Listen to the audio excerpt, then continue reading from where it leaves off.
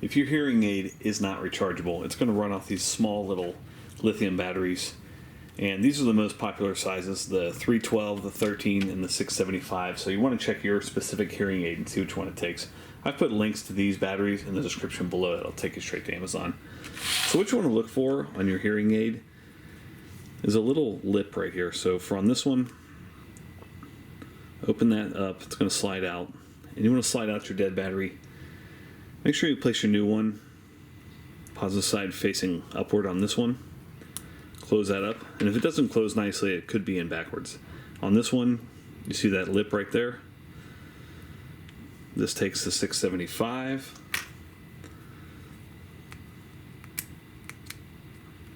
You can see that comes out like so.